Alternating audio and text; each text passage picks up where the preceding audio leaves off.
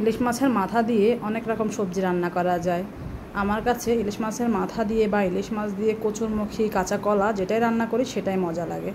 আজকে আমি কাঁচা কলা দিয়ে ইলিশ মাছের মাথা দিয়ে রান্না করব। ভিডিওটা বেশ অনেক দিন আগের, এর আগে যখন আমি ছোট ইলিশ মাছ রান্না করেছিলাম তখনকার, বিভিন্ন কারণে শেয়ার করা হয়নি। আজকে ভাবলাম এই ছোট্ট ভিডিওটা আপনাদের সাথে শেয়ার করি। প্রথমে আমি তেল গরম করে 1 চিমটির মতো কালো জিরা দিয়েছি, তারপরে পেঁয়াজ কুচি আর কাঁচামরিচ দিচ্ছি। কালো জিরাটা হয়তো বা অনেকে মনে করেন ইলিশ মাছের সাথে যাবে না, তবে আমার কাছে মনে হচ্ছিল ছোটো ইলিশ মাছ তো একটু ফ্লেভারের জন্য দিয়েছি। তারপর আমি অর্ধেকটা টমেটো কুচি দিয়ে এগুলো একটু লাল লাল করে ভেজে নিচ্ছি।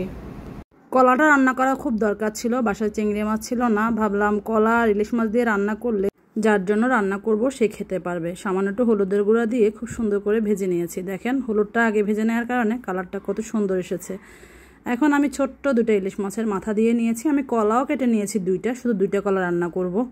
হঠাৎ করে আমার ছোট ছেলেটার একটু পেটের সমস্যা হচ্ছিল, তো ওদের বাবাকে ফোন করে বলেছিলাম 2টা কলা নিয়ে এসেছে। ছোটোখাটো সমস্যায় ওষুধ না খাইয়ে প্রথমে আমি চেষ্টা করি ঘরোয়াভাবে এই খাবারগুলো দিয়ে যেন সুস্থ হয়ে যায়, ওষুধ দিতে না হয়। সাথে তো স্যালাইন খাওয়াই।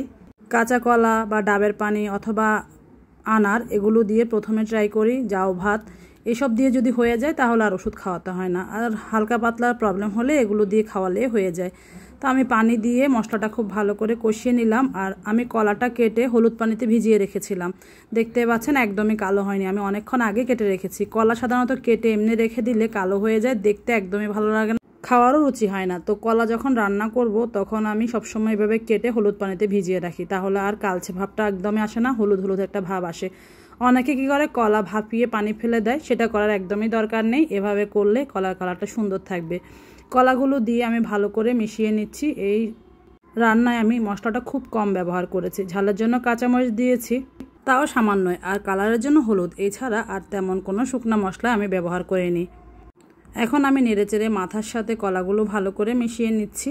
খুব সহজ ঘরোয়া একটা রান্না, এটা সবাই জানেন, আমি কাউকে শেখাচ্ছি না। আমার পেজ যেহেতু রান্নার চ্যানেল, আমি রান্নার ভিডিও দিব সেজন্যই দিচ্ছি। হয়তো বা নতুন যারা আছেন, একদম নতুন মা, বাচ্চা হঠাৎ করে অসুস্থ হয়ে যায়, টুকটাক খাবার খেলেই সমস্যা হয় পেটে, তারা চাইলে কলা এভাবে রান্না করে তাদের বাচ্চাকে খাওয়াতে পারেন, আর সেই চিন্তা করে রেসিপিটি শেয়ার করা। আর যারা জানেন তাদেরকে তো বলার কিছুই নেই, তারা আমার থেকে অনেক ভালো জানেন। ঢাকনা দিয়ে অপেক্ষা করব কলাগুলো সিদ্ধ হয়ে যাওয়ার জন্য। কলা তরকারি রান্না করতে খুব বেশি সময় লাগে না, এই যে কত তাড়াতাড়ি সিদ্ধ হয়ে গিয়েছে। আর কালারটা দেখেন একদম কালচে ভাবটা আসেনি।